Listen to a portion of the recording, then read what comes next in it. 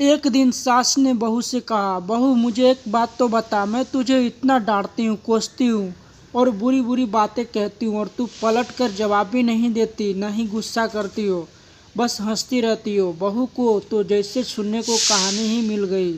कहने लगी, माँ जी आपको एक बात बताती हूँ। मैं जब छोटी थी तो मुझे हमेशा ऐसा लगता था कि मेरी माँ मेरी सगी माँ नहीं है, क्योंकि वह मुझसे घर के सारे काम करवाती थी। कोई काम मुझे से गलत हो जाए तो मुझे डांट भी पड़ती और कभी कभी तो मार भी पड़ती, लेकिन माँ थी वह मेरी, मुझ उनसे डर लगता था।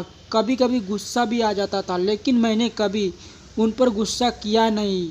यहाँ तक कि जब मैं कॉलेज से थकी हुई घर आती तो आराम करने के बाद तुरंत मुझे सारे काम करने पड़ते। फिर जब मेरी भाभी आई तो जैसे मेरे काम और ज़्यादा बढ़ गए हों। तो यह चाहिए था कि बहू आई तो सारी जिम्मेदारियां उस पर डाल दी जाए, लेकिन मेरी माँ ने फिर भी मुझसे ही सारा काम करवाया।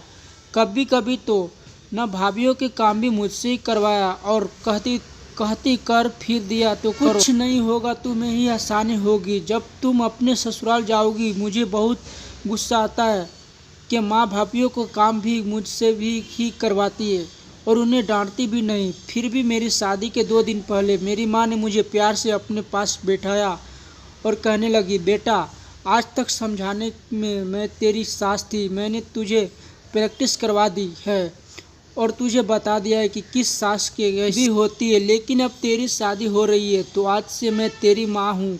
बेटा जब तुम्हारी सास तुम्हें कुछ कहे तो समझना कि जैसे मैं ही डांट रही हूँ।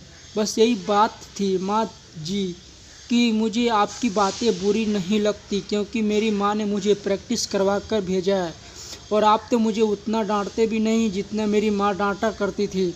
इतना कहकर बहू हंसते हुए किचन में चल गई और सास सोचते रह गए, क्या सच में बेटिया की परिस्थितियाँ ऐसी ही करना चाहिए। वीडियो अच्छे लगे तो वीडियो को लाइक करके जाना।